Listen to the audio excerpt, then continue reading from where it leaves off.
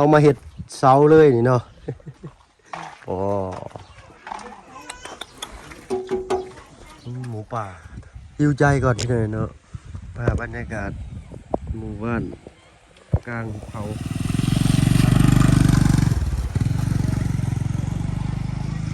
เอาที่ไหนเนาะ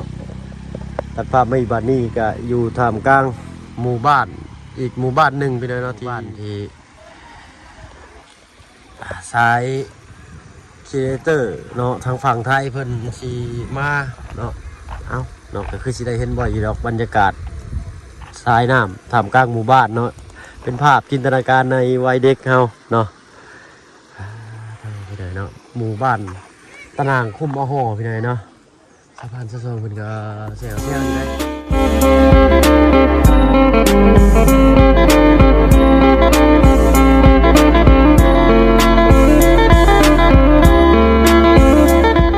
ู่เลยกับทักทายสบายดี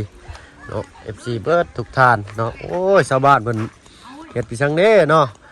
อาชีพหลักทั้งนี้ก็คือแคมป์และเราดูนี่เนาะเอาสบายดีเด้อเจ้าเห็นยังแม่เจ๊แคมป์เนาะแคมป์นะเลยมีอันคนเข้ามาบ่อยอยู่บ่แม่ทางนี้มาเนาะตะกี้นี่ชาวบ้านเพิ่นบ่ค่อยคุ้นชินปานใดเนาะอย่างญาตินะแม่เนาะแต่เดี๋ยวนี้นี่ชินแล้วเนาะนี่ล่ะก็เฮ็ดเป็นนี่เนาะเอ้าคือจำมั่มเหมือนแค่ละมื้อนี่เนาะบ่ยานดีแล้วบ่ย่านเนาะมันต้องย่านดอกเด้อล่ะไปเก็บมันได้ใช่ไหมอันนี้อยู่ภูพุ่นเนาะขายเท่าไรนี่ฮะขายโลเนาะขายแบบเปียกหรือแบบแห้งขายแห้งจะโลลายเด้ออ๋อขายแบบแห้งแบบตากในโลละ18,000เลยถ้าว่าแบบนี้ได้ไหมแบบนี้โล5,000แบบนี้โล5,000กีบต่างกันไป13,000เลยเนาะ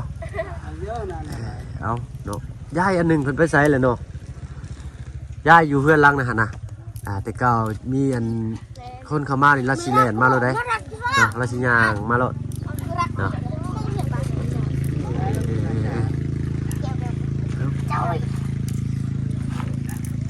น้ำมันจัด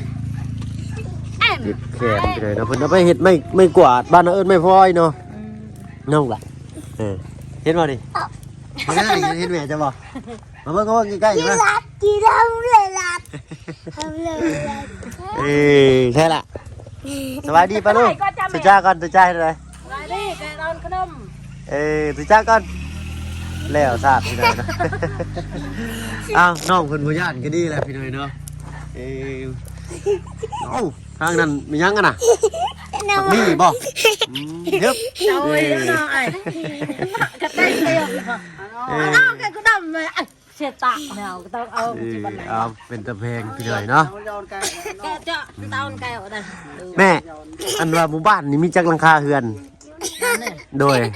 ลายเอ้ยฮอดบ่30ฮอดประมาณ30ปลายเนาะ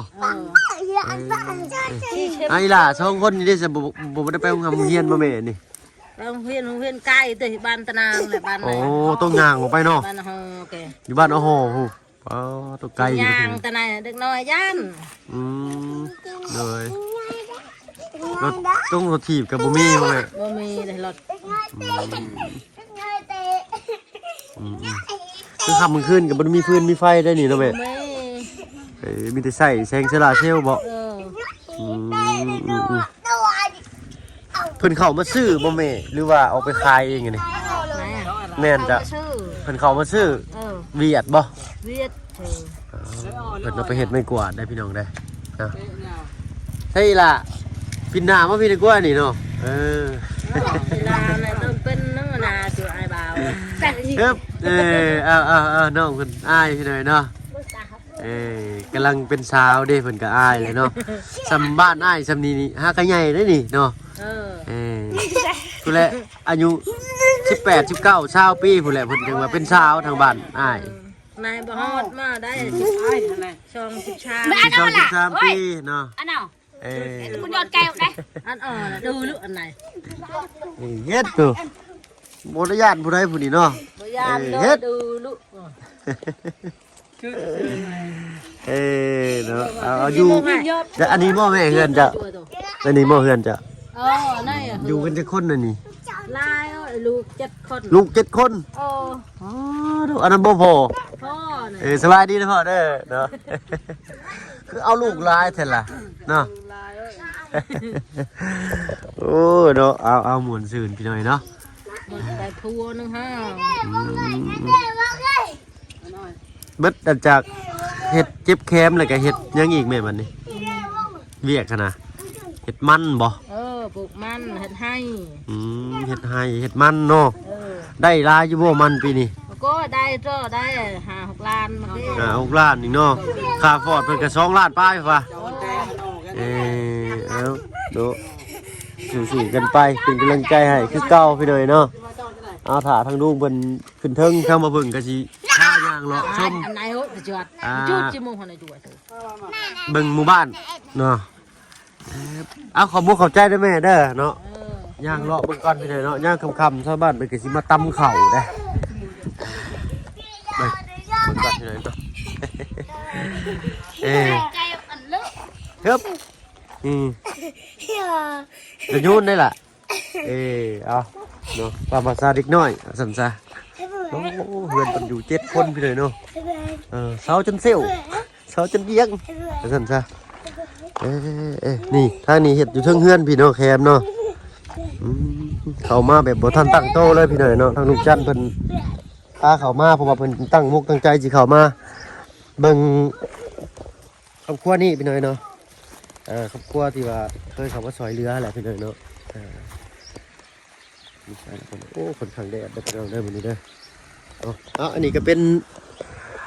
เพิ่นได้สั่งเกาะทางบ้านเฮาลงห้องห้ำหรือว่าบ่อนตำเข่าเนาะที่ชาวบ้านเพิ่นร่วมทุนกันปลูกสร้างขึ้นมาแต่ก็เฮ็ดสังกะสอกสังกะสีเนาะเฮ็ดไว้ตำเข่ายามฝนว่าซั่นซะยันฝนถือเข่าเนาะหมู่บ้านนี่งามพี่หน่อยเนาะแปลว่าน้ำมันสิไหลผ่านกลางหมู่บ้านเลยได้เนาะจักสิมีปลาหรือบ่เนาะใส่บารมียังเข้ามาให้เพิ่นซ้ำพี่น้อยเนาะทางบ่เพิ่งก็บ่มีทุนบ่มีฮ้อนนี่แหละพี่น้อยเนาะจิตใจก็อยากให้อยู่ดอกมันหักเฮาก็คัดสนคือกันเนาะคันว่าบ่เฮ็ดก็บ่มีเงินเลี้ยงครอบครัวคือกันทางบ่เพิ่งก็ได้เนาะผู้ติดตามกับบ่ไลยอดวิวกับบ่ได้ช่วงนี้จังได้ก็ฝากเบิ่งฝากติดตามนำเด้อพี่น้องเอ้ยเนาะ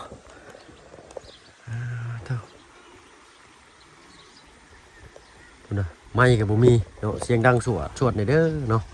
เสียงลมก็น่าสิเข้าแน่พี่เนาะเป็นหมู่บ้านอาโหคุ้มตะนาง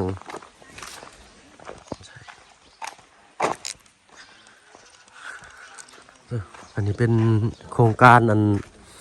น้ำกลางหมู่บ้านเลยมาสิพาปลาลูกFCย่างล้อเบิ่งบัดตอนนี้นะหนาวแม่นั่งพิงแดดเนาะ นี่ใส่ได้อยู่แม่นี่น้ำนี่เนาะได้เป็นรุ่งเอาเนาะใส่ได้แล้วเรื่องอยู่รุ่งไปใช้ได้ค่อนข้างแดดได้พี่น้องเด้อวันนี้เด้อทางนี้ก็เป็นห่วยวะดาวเท่าที่คุยดาวเท่าที่นะบ่มีอย่างเด้บัดนี่เนาะเป็นทางนี้ก็เป็นชวนพักชวนครัวเพิ่น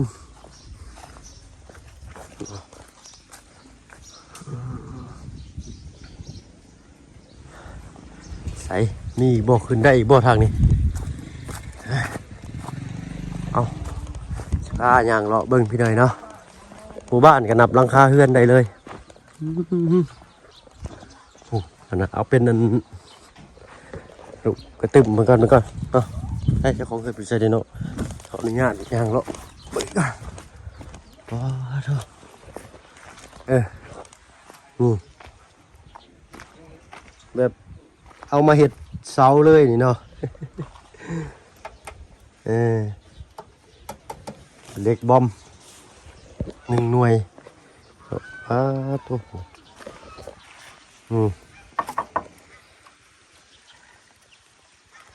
ทองเหลืองได้นี่ต้นนี้ทองเหลืองนี่เป็นเล็กอยู่ง่ายนึงทีเนาะเพิ่นเอามาเฮ็ดเสาเฮือนเฉยใส่วัตถุที่ลงเรืออยู่เป็นประโยชน์ที่สุดเราก็ได้ผู้อะไรกะโอ้ดูใส่เจะคลองเฮือนเพิ่นอยู่บ่ล่ะยามที่บ่ได้เลยนี่ปึ๊บโอ้อันนี้ให้ใหญ่อันนี้เนาะโธ่ขออนุญาตเบิ่งนี่เด้อเจ้า โอ้โธ่เนาะขักกะลีนี่ลูกใหญ่นึงนี่มีอยู่ลูกใหญ่เลยตัวนี้เนาะ2 3ลูกครึ่งมาซั่นซะดูพี่อีกเนาะโอ้หมูป่าเพิ่นเอามาเลี้ยงเลยเนาะขออนุญาตเบิ่งอย่างนี้ได้ เลยยังไงนี่ก็เมนบ่ป้าโถลูกใหญ่เลยพี่หน่อยเนาะจะสับหมูใหญ่กว่าหมูอีก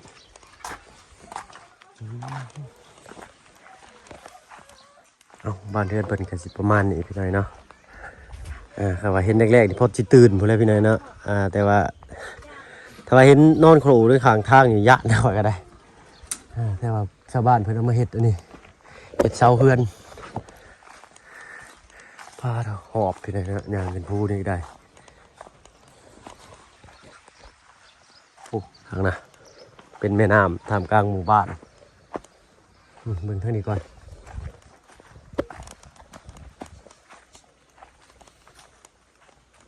นั่นเบิ่งกระลงไปตักเอาน้ำบ่โอ้อันมีน้ำบ่ให้เบิ่งก่อน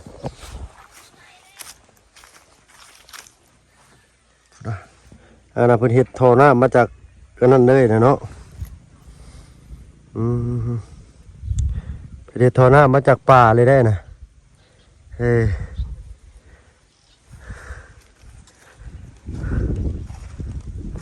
จักเพิ่นสิเอิ้นป่าเอิ้นดงอย่างนี้เนาะ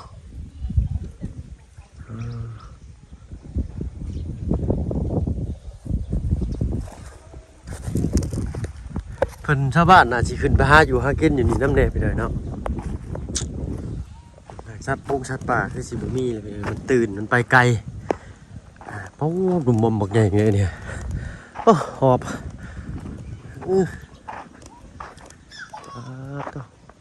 อันนี้คือสูงกับแค่นี่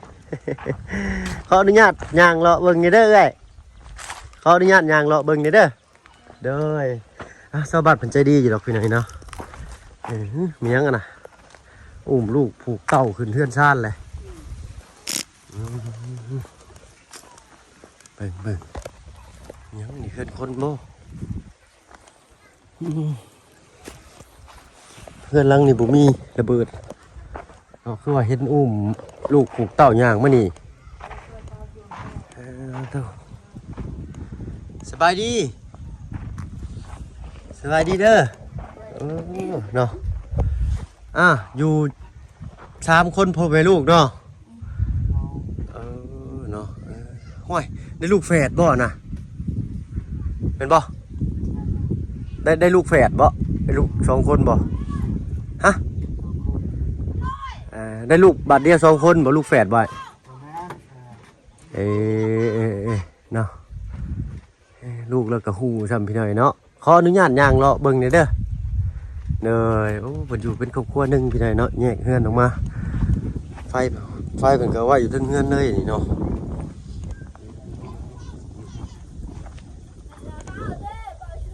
โอ้ต้นไม้ขยุงตัวนี่แม่นบ่นี่แม่นแล้วได้นี่ ของดีเลยพี่น้อยเนาะอันนี้ค่อนข้างหายากแม่นบ่เลยต้นไม้ขยุงมานี่ แม่นแหละพี่น้อยเนาะต้นไม้ขยุงฝั่งไทยเอาเอิ้นไม้พยุงว่าซะเด้เอ้าเนาะโอ้เย็นจ้อยบาดนี่วิวทิวทัศน์สวยสดงดงามคือเก่าคลิปนี้ก็สีบ่ค่อยมีสาระปานใดนะพี่น้องเด้อเนาะขอโทษขออภัยน้ำลายเนาะเข้ามาน้ำลุงเพิ่นเนาะโอ้ใจเย็นนะจ้อ สวัสดีล่ะสวัสดีโอ้อยู่กันจะคนนะนี่3 คนพ่อแม่จะไปใส่เบิ่งเด้อลิ้นฟืนลิ้นไฟเด้อ3 คนเนาะเพิ่นปะไว้จังซี่เลยนี่โอ้ยนี่เฮือนคนน้อยตะโมตะเมะอยู่เฮือนก็ได้เนาะเอ้าตามมีตามเกิดอะไรพี่หน่อยเนาะเพราะว่าแต่เพิ่นเฮาคือกันเนาะตามมีตามเกิดสอนแต่เฮาอยู่ต่างบ่อนซื่อๆเนาะพื้นที่มันอาจสิสังคมมันอาจสิต่างกันในการอยู่หากินการใช้วิถีชีวิตมันสิต่างกันนะเนาะแต่ละพื้นที่โดยขออนุญาตกันแล้วนะอันนี้เพื่อนคนนอนโอ้ดูอยู่ในผู้ใดคนอยู่ได้ไหมนุ๊กคอยว่าผมมีคนคิดว่าเราคงเราเขาอันนี้ก็เมนอันนี้ก็มีคนดูอยู่ที่ไหนเนาะ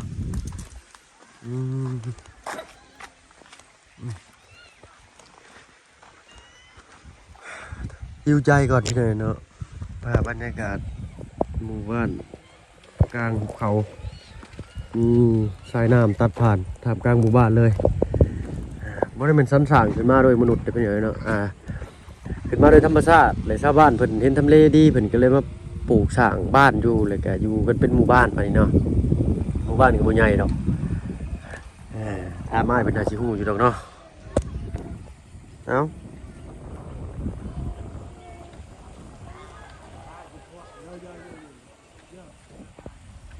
เราเพิ่งเคยขึ้นมาครั้งแรกกับพี่น้องอยู่เทิงเนาะแต่ก่อนมีแต่ทางบ่บุญขึ้นมาเนาะไอ้หมู่บ้านนี้มีจักราคาเฮือนหน่อย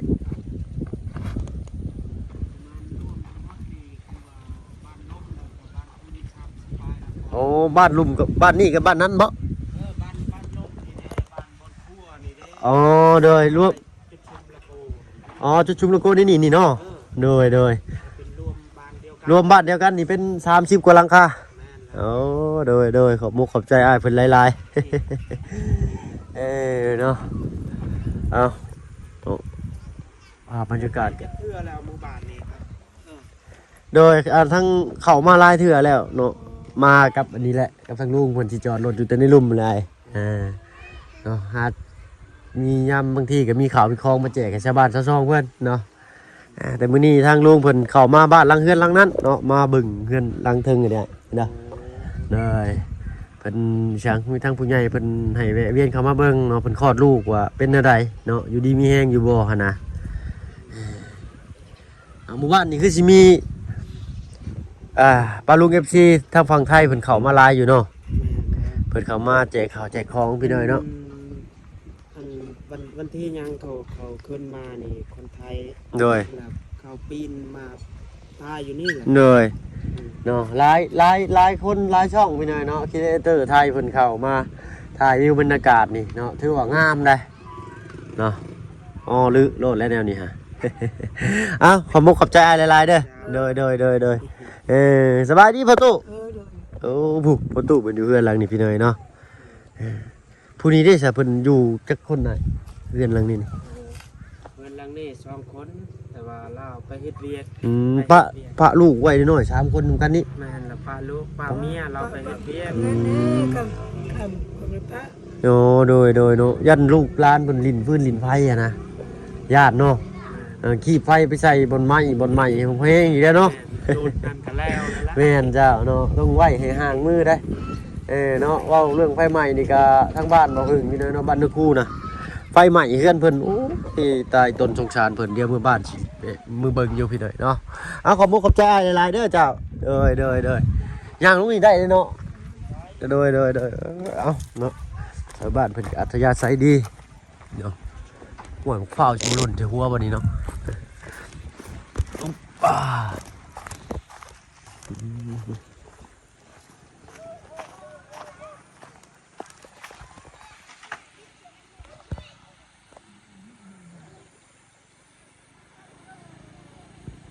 ามกลางคืนนี่อยากเห็นวิวยามกลางคืนวิวทิวทัศน์ยามกลางคืนไปเลยเนาะยามค่ำคืนคือสิแบบว่าถ้าว่าเดือนแจ้งนี่โอ้ยเนาะลองเงียบๆแล้วก็คิดเบิ่งไปหน่อยเนาะว่าเดือนแจ้งเขาขึ้นมานั่งกินลมชมวิวอยู่นี่นะเนาะอูเสืออะไรก็นั่งนี่เนาะโอ้ยคอยลงไปผู้เอาเนาะมุมมองบางคนเฮาอาจสิต่างกันก็มีเนาะบางคนก็อาจจะว่ามันธรรมดานะบางคนที่อยู่ในหมู่ในเมืองเนาะหลายฟ้าหลายปีก็คิดทอดบรรยากาศจังซี่ได้เนาะเมื่อยท่อกับงานกับการนี่ก็มาเห็นวิวทิวทัศน์บรรยากาศจังซี่ก็อยากมาพักผ่อนว่าซั่นซะเนาะเด็กน้อยหลายเด้อพี่น้อยเนาะหมู่บ้านนี่เพราะว่าเพิ่นบ่ได้ไปไสออกไปบ่อนอื่นก็บ่เวียกมีงานเฮ็ดโอ้โหนี่เนาะเพิ่นผูกสร้างบ่ไหวอันนี้ เด็กแสลงกันบักใหญ่เลยสิเกเรอยู่ว่าซั่นซะเนาะงัวควายทางนี้สิค่อนข้างอ้วนพี่ดีงามเลยพี่น้อยเนาะใช้ข่อยสิออกไปนี่ได้บ่ละบาดเบิ่งสิพาย่างเลาะไปทางนี้พี่น้อยเนาะอึ๊บน้ำใสงามนะเนาะอึ๊บเป็นพื้นดินน้ำนี่มีไหลบ่ขาดทรายอะไรเนาะไหลตลอดปีตลอดแรงแต่ว่าเวลาน้ำฝนมานี่ก็บ่ท่วมเนาะหรือว่าสิท่วมกับบ่ฮู้คือกันเลี้ยวเบิ่งแล้วบ่มีคราบน้ำนะอึ๊บเฮ็ดบักหลาหาปลาได้บ่น้อยก็หาอยู่หากินเป็นได้ไปเลยนะทางนี้อันอยู่4-5 ปีซำได้นี่ฮะได้บ่ เก่งนะเฮ็บปูนโอ้ยเนาะสะออนเด็กน้อยบ้านกันเจ้าบ้านเฮาซำนี่นี่ยังแอบแม่อยู่ยังแอวแม่อยู่อยากขนมอยู่ เอา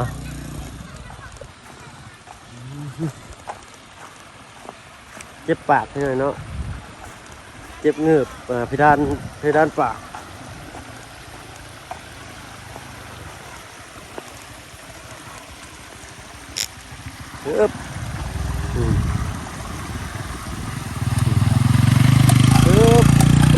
แล้วแก่เข่ามาแต่ใกล้เลยเนาะเวลาซื้อข้าวซื้อน้ำก็ออกพุ่นนอกพุ่นบ้านดงพุ่นเนาะเอ็ดมาอีกแล้ว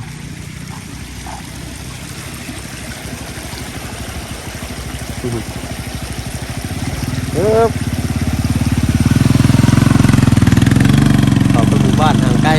เนาะอันนี้ก็เป็นไอ้น้องเวียดเฮาเนาะซื้อเล็กซื้อลาเนาะเพิ่นสิได้ดีเด้เนาะแต่ถ้าเบียดว่าซื้อเล็กซื้อลาทางพี่ปึ๊บมาลุ้นรถชิงเนาะดังสนั่นหวั่นไหวบ่ให้เว้าชาวบ้านด่าน้ำลังพี่หน่อยเนาะ ตัวเฮาบ่ว่าเพิ่นแหละเนาะความมักความชอบบ่คือกันอยู่ที่ตัวเฮาสิปฏิบัติได้ใดเนาะเสียงดังคันว่าไปช้ามาค่อยก็บ่มีผิดมีภัยบ่มีหยังโอ้เนาะไปพี่หน่อยเนาะนั่นแหละทางลุงเพิ่นก็ได้อยู่เทิงพุ่นสำหรับที่นี่ถ้าว่าเพิ่นก็สิขอตัวลาลงแล้วพี่หน่อยเนาะคลิปนี้ก็สิบ่ค่อยมีสาระปานใดเด้อพี่น้องเด้อเนาะพามาเบิ่งวิวทิวทัศน์บรรยากาศในหมู่บ้านห่างไกลว่าซั่นซะเนาะสำหรับคลิปนี้ถ้าว่าเพิ่นก็สิขอตัวลำลาแล้วพี่น้องเนาะอยู่ดีมีแฮงเบิดทุกผู้ทุกคนที่เข้ามาชมช่อง YouTube บ่เพิ่งเคยลาอีกคือเก่าเนาะไปแล้วพี่น้องสบายดีเจ้า